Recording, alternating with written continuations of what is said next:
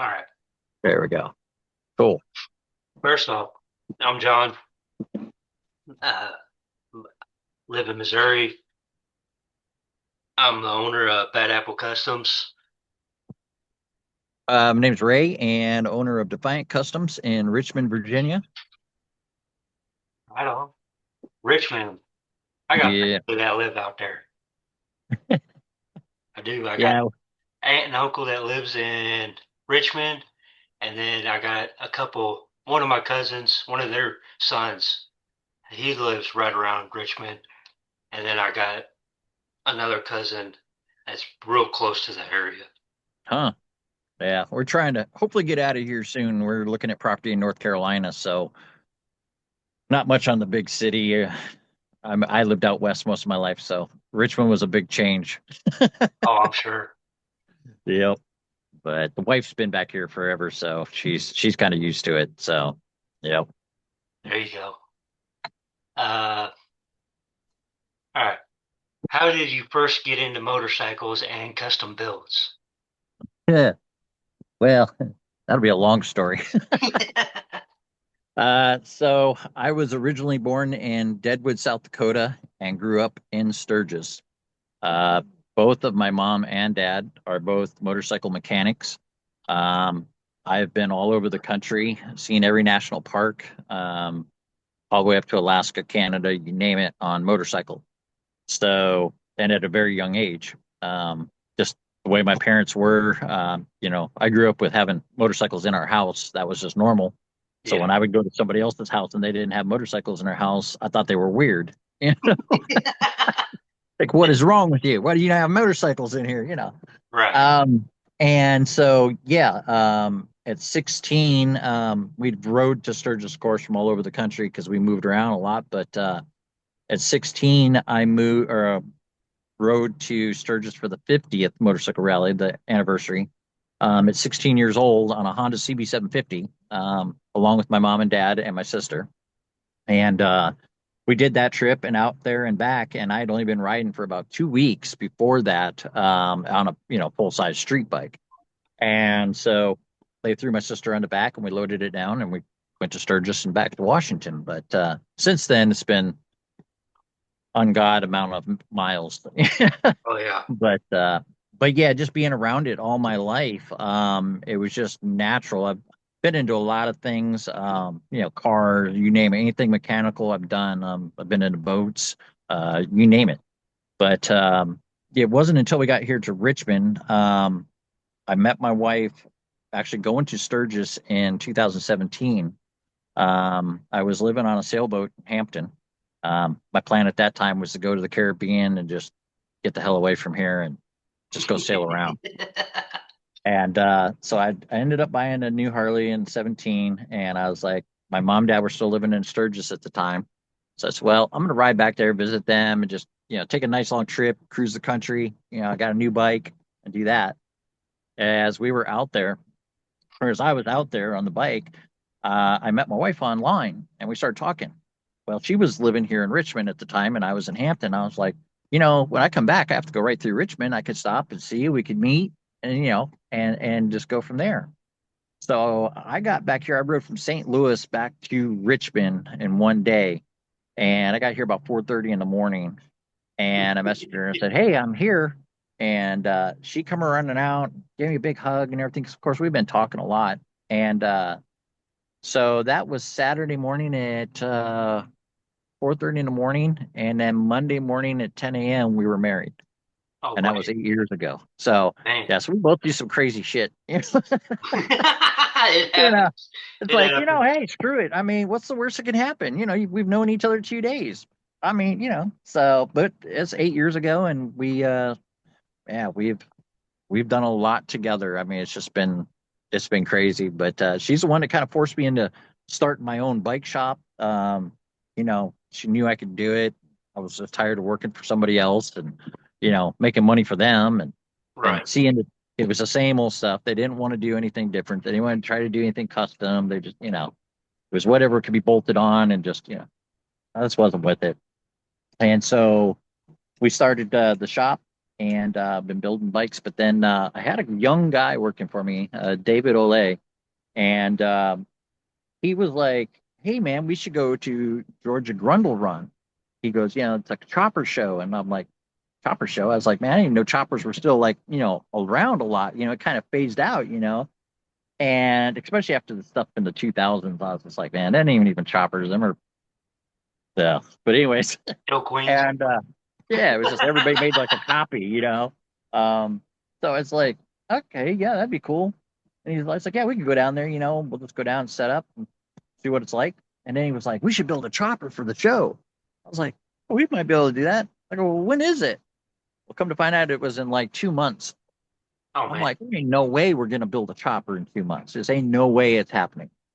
Well, somehow, and it was a lot of late nights, and we drove all night to get to Georgia because we were still finishing the bikes the night before. And we ended up taking two choppers down. He built one and I built one. His was a CB 750, and mine was an old Ironhead. But anyways, that was the first chopper we built, but we built it in 2 months. And we've got pictures on the site of it, of course, and stuff. And I was really amazed with how it turned out. Just first quick, because I kind of threw it together, and the overwhelming amount of people that were just like, "Holy crap, dude! That's your first chopper, and you built it in 2 months?" Like yeah. Actually, I got to ride it one time, and then it ended up being sold, and it's now in Idaho. So it went Oh clear across nice. the country. So Nice. I was like, wow, maybe there's something to this. And we had a big shop at that time. And other than me and David, it was really hard to find help or people that knew what they were doing or wanted to work. Yeah. And so we ended up closing the big shop just because the overhead was killing us. We were just in deep debt with it. And I was like, I'm just going to go small. Let's move it back to the house, work out of my own shop at the house, and just do what I can and go from there. Since we've done that, it's been tremendous amount of stress has been gone. We are now able to do so much more builds and just custom stuff. So it's been great. But that's how I kind of got into building bikes and being around bikes was just it's just kind of been in my blood since I was born.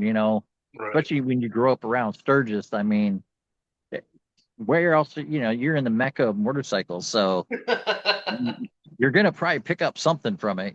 So Right. but but yeah, so that was my first introduction of kind of just bikes and then getting into choppers. And of course, since then we've went to multiple chopper shows.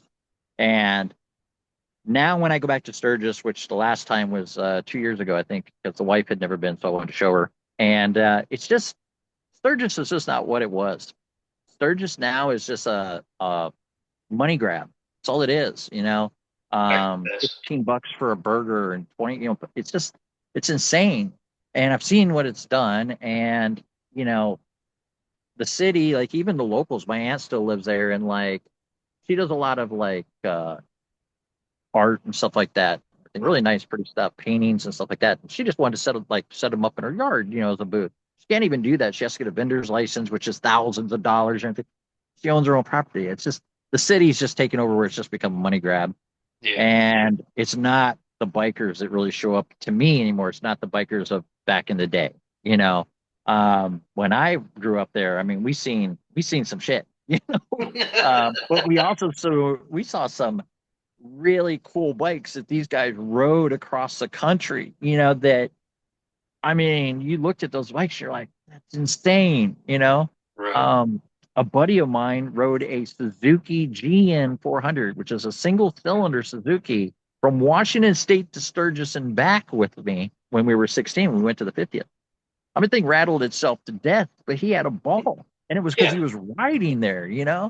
And now it's just RVs, trailers, and just, which I get it as you get older. I mean, I'm there now at that point, but there's just not enough of the people still making that ride. And that's what it was about, was the ride.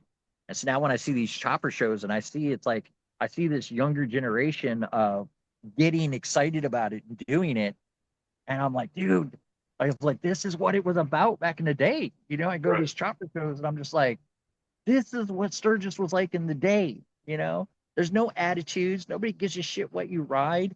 It's just, dude, that bike's badass. And you rode it here or you built that? That's badass. That's what, yeah, I love about it. So since then, I've been going down the rabbit hole, just like, you know, that's my focus now. So, Right. And but that's one reason why I created this is to get people back to the rut. Uh, that that's one thing that I really enjoy is the rut. It's the yeah, memories from the rut. exactly. Yes. Because you're going to have those trials and tribulations. You're going to break down. Shit's going to happen. But that's what makes part of the memory, you Yeah. know. Um, if everything just goes perfectly smooth and you get there and you come back in town, you don't remember anything. You know what I mean? You Yeah. just lost the whole feel of it. But you know, yeah. Matter of fact, I watched the whole series on Thrash and Supply. They rode to Sturgis this last year, and one of them had an old handhead that it was his dad's, and he rode it. And of course, it gave him trouble the whole way across. Yeah. But by the time he got there, man, that Dom was his name, or but he had a hugest smile on his face, you know, because they made memories that they'll never forget. You know, Right. I've had trips like that with my dad and family and riding, and I've had trips like that where it's just like, man, the memories we made on those trips, we just sit back and laugh now about the shit that happened, you know. But Right. that's what makes the memories and makes it what it is. So, yeah, I agree. What's your favorite memory related to riding and building or building motorcycles? Riding with my dad, just being able to ride side by side with my dad across country. Um, there's probably no better gift that I could have asked for. You know, my dad was, you know, biker, you know, growing up all his life. So he was a pretty tough dude and he expected a lot. We lived 5 years in Alaska in the bush, built a cabin by our hands. And that was when I was 10 years old. I was hunting firewood, water, but, you know, we had to do it.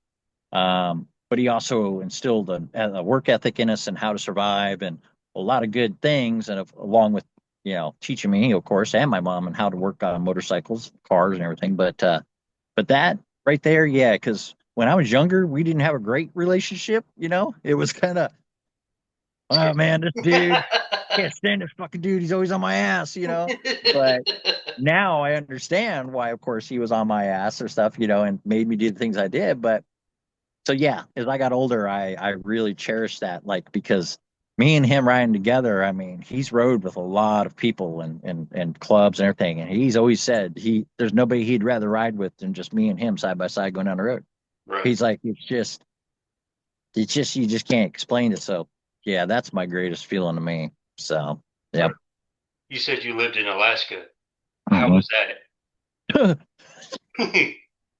Actually, it wasn't that bad. I lived a year in Wisconsin, and I was colder in Wisconsin than I ever was in the 5 years in Alaska. So Right.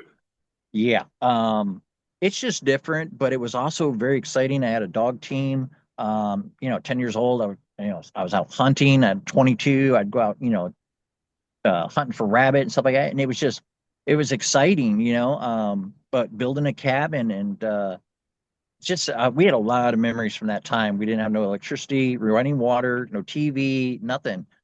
But it was great because as a kid, man, we got to actually use our imagination. Right. Of course, we did, you know, homeschooling and stuff, but we learned so much that, you know, my wife tells me now, you know, all the time, she's like, I could care less if the world goes to shit because I know my husband can survive anything. He's like, if he can't fix it, build it. Or I mean, you know, we're gonna eat, we're gonna have shelter. You know, he's just like, I just don't worry about shit anymore. You Right. know, so we're gonna survive. So it was a good experience, but it was a rough time because you know you're constantly every day you're working. You know, you have to haul water, you have to get firewood. You know, you have to do these things to survive. You know, we go into town maybe once a month, maybe every 2 months. Wintertime, it'd probably maybe 3 months, you know, if you get snowed in. So you could be out there for a while, you know. Um, but it also made where like you know, we were young. My sister was 3 years younger than me, and we were like best friends, and we still are to this day. You know, we've always been a close family, but you know, she was my best friend, and I had to be her best friend. There wasn't any other choice, you know. I Right. mean, there was other kids around, you know, and you know, around us we'd occasionally visit, but the every day. Yeah, she had to be my best friend and I had to be hers. So it taught us to be, close and to look out for each other. And so growing up, we of course did that and still to this day, we do. But yeah, it was just a different. It was. I think everybody should have to do it. Honestly, I think at least for a year, or kids should have to be taught, like, where things come from and what it Right. takes to have those things, and you wouldn't take things so, For granted. yeah, Right. because man, it could be rough, So, um, but it was a good experience. Like I said, it was just after we did it as, like I said, an adventure. Like it was just something my dad always wanted to do. But after 5 years, it just became work. It was every day. It was the same, And so he's like, "All right, next adventure. Right. We've done it. We know we can do it. All right, well, let's go." So we ended up selling the property, and my mom's dad passed away in South Dakota. So of course we had ended up back there for a while, and like I said, we've been all over the country. I mean, somebody would be like, "Yeah, I was in this little town in such and such." I'm like, "Oh yeah, we've been through there, or I've been there or lived there possibly." It's just it Right. was insane, but yeah, we kind of lived the real biker gypsy life, I guess, when we were young. you Right. know? Right. So, but, but yep, That's awesome. How would you describe your building style in just a few words? man, very open. It doesn't. I've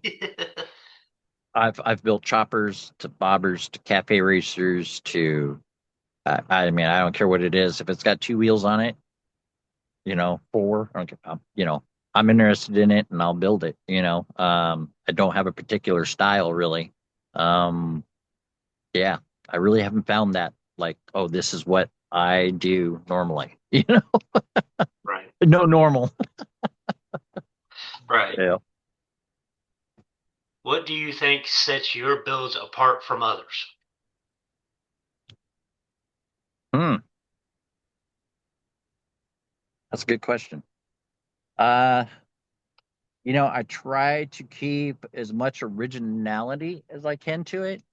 Um, I like to use vintage parts as well. I like to use a lot of stuff that, I can source that's vintage. Um, I like, doing clean builds. I like something that's, uh, pretty much done. I mean, paint, powder coat, everything. Right. I like to see them finish through. I've never been able to just throw a motor in the frame and just I want to, but it's like I start and then I'm like, no, I I gotta could do clean this. I this or I gotta, could do that. Yeah. yeah. And next thing you know, I'm, way over my head in it, just going deep in it, and instead of just putting it together and riding it. But but yeah, so yeah, I end up going overboard usually on them, and so yeah. It happens. I do the same thing, man. Oh yeah, it's too easy. Do you have a signature detail you always try to include in your bikes? No, unfortunately or fortunately, I guess I don't know. I don't know which way I'd go, but no, not really. No, there's nothing that I seem to, duplicate or, one little thing that I just like to do. No, that's what I'd say. I'm pretty open as far as, you know, how I'm going to approach a build could be completely different than what I just did over here. I can just, and I guess a lot of people don't have that. I'm sure you do, where you can look at something and you can already see it finished. A lot of Hmm. people can't do that. Um, and it's a gift because yeah, somebody else will look at it and they're like, dude, that thing ain't worth shit. Like there ain't nothing there. And you're like, no, like if you just did this and this and you just, a lot of people can't do that, but I guess I've had that ability to do it with different ranges of bikes, which is I love it because it challenges me. Yeah. It doesn't keep me in one. Oh, I just build this certain kind of bike. So, Right. yep. What's more important to you, performance, style, or originality, and why?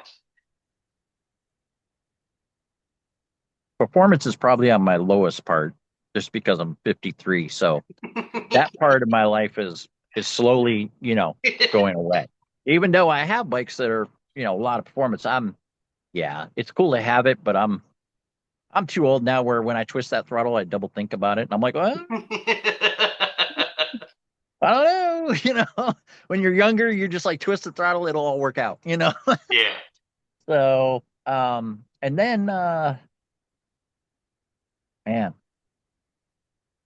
I would say probably originality is my biggest.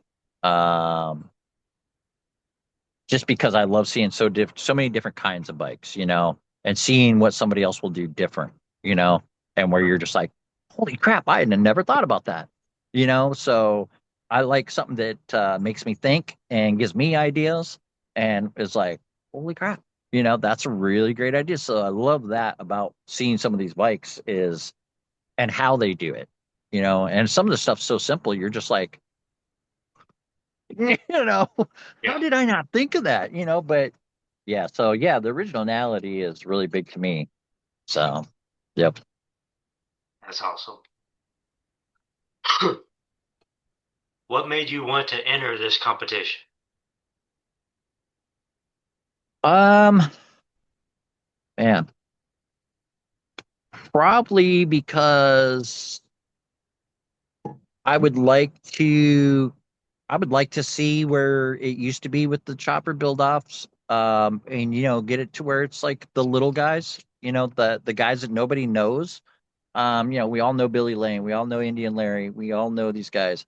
And they're great. I mean, they are the OGs of this, but well, it goes back way before then, but of the biker build offs. But I like it when I see the small guy that you've never heard of and he comes out with sub stuff because unfortunately I believe there's a lot of guys across the country that build some amazing stuff that we don't get to see just because they don't get the media attention or whatever, you know, I Right. know there's some bikes out there that would blow their mind. We just went to Smokeout a while back here, about a month ago or so, and I was actually very unimpressed for Yeah. being Smokeout.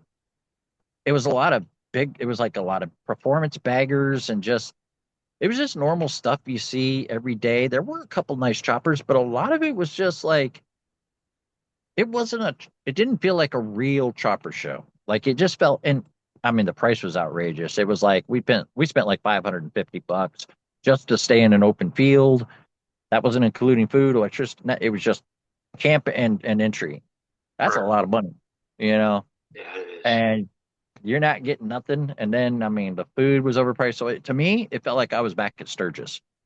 And another reason I felt that way is because, well, the hamsters are tied in with it, and they're also a lot of the money goes back to Sturgis to their coalition back there. So I was like, so basically, Sturgis is just, oh, this is an event that'll probably make money, and we're going to take it over. So Yeah. I won't go back, but it's just sad that that it ends up that way. But yeah, Yeah. Sadly, that happens to a lot of good shows. Is it yeah, just gets overran by the city or hours would whatever be, yep, because and then it's a money it's a money yeah, game. exactly. Yeah, and yeah, it gets so promoted and becomes so big that yeah, it does. It becomes just pure money and it loses its heart, you know. Yeah. So something like this that's, off the ground and and of course, you're trying to put this on. I mean, yeah, support you any way we can help. But yeah, I'd love to see some of the stuff these guys are gonna build. I mean, I can't wait. I mean, I know there's gonna be some crazy shit. I know there's gonna be some sketchy shit, all right? Because I'm gonna do some sketchy shit. So, you know, I'm not judging anybody's build by, hey, all I don't care is if you're having fun and you enjoy it. That's all that matters, man. That's Right. it. You Right. know? So, but yeah, I'm really looking forward to getting with people that have that same passion and just, you know, make some memories. So Absolutely. I I can't don't wait. know how many we got left. Yeah. We got 2 weeks and a couple of days to start building. Yeah, don't So remind me. Yeah. I can't wait. I got so I many got different ideas. oh man, I got a 98 big bore kit I'm doing right now. I got another complete chopper I've got to build. I've got two cafe racers I've got to build and a chopper for this event. Not to mention the daily stuff. So yeah, I've got at least luckily I've already got the bike. It's just in pieces all over. So It happened. yeah. And then things will be changing, of course, because be like, well, if I'm going to build this style, so I've got a frame and a motor basically. So we'll be doing the old Sportsters. So, There you go. but hey, can't beat it for $300 for a wrecked bike. I was like, hey, $300 from the insurance company. Hell yeah, motor's good. Exactly. Exactly. Yep, What's the biggest challenge you expect to face during this build? time, time and money. Time and money. There's never enough of the two. You know. Or they don't Um, meet. Yeah, yeah. Nope. Hell no. No, you'll have the time, you ain't got the money. And if you got the money, you ain't got the time. It's never gonna fail. And so that's why, yeah, to me, it's like I think we're gonna see some bikes that, are gonna need some finishing up towards the end, Yeah. know. And it may be a mad dash. And unfortunately, I know how I am. I am the worst last minute person in the world. I mean, I will have a motor completely tore apart and nothing in it the night before the next morning we're supposed to go for a ride. And everybody's like, oh, we ain't making it. And I'll be There. there. I'm there. You know, I I'm there. might be tired, but I'll be there, But yeah, that to me is gonna be the biggest obstacle. Yeah. It's Yeah. finding the time and the extra money, of course, to do it, Because like everybody, I mean, we all got bills and we all know it ain't easy. Yeah. So, you know, but I think it'll just be fun for us all to do the best that we can. And, hey, we can all help each other out one way or another. So, Oh, you know, absolutely. I don't have a problem helping somebody if they looking for a part or something like that, man. Hit me up. I might know somebody in this area that has a part or whatever, So, Right. but yeah, that's what it should be about, even more in the bikes is, you're building a relationship with other people. So, yeah. Yeah, I was talking to Mean and Miko earlier. They're two guys. They're actually out by you. They're up in Maine. Okay. And that's one thing she said she's excited about is the networking, being Yeah. able to meet new people and communicate with new people. So I can't Yeah. wait to meet them. They're going to be good people. Oh yeah. Yeah. Yep. And then it shows what is around those areas as far as town too. You're like some of these people, nobody's very ever heard of, and you're like, man, I live right there by that. I never heard. Well, now you do, Yeah, So that does help, right, because we don't do a lot of advertising or anything. I mean, a lot of ours is word of mouth. And I've just gotten lucky in this area that from our reviews online and just the old school guys in this area is this is where they bring their bike, right. so that helps. But but yeah, definitely looking forward to that. Uh, we only got 9 minutes left. I don't know if you got the Oh, minute. yep. So we'll keep going. I'll shorten it up. Let's see. Are you more motivated by winning or just showing off your work to the world? Just showing up. Yep. Meeting everybody and just having fun. Oh, You know. Yeah. what's How your you can buy them. right? What's your dream bike to build if money and time were no issue? It'd have to be like probably an old knucklehead or panhead. You know, something that's just yeah. I mean, something crazy, Yeah. something like that though. Oh, absolutely. Who would, excuse me, who would you love to see riding one of your bikes someday?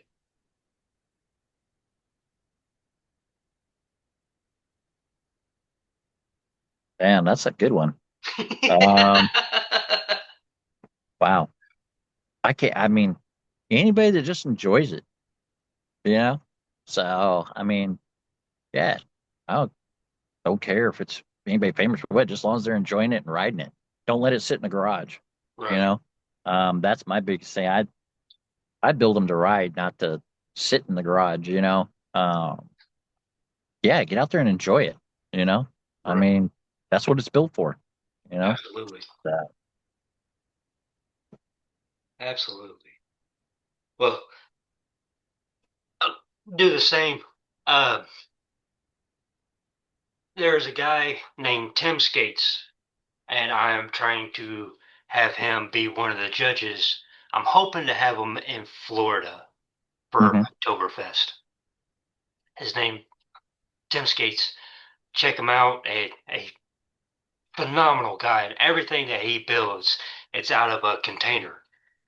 Okay. His garage is like a 40 foot, one of those 40 foot Yep. containers.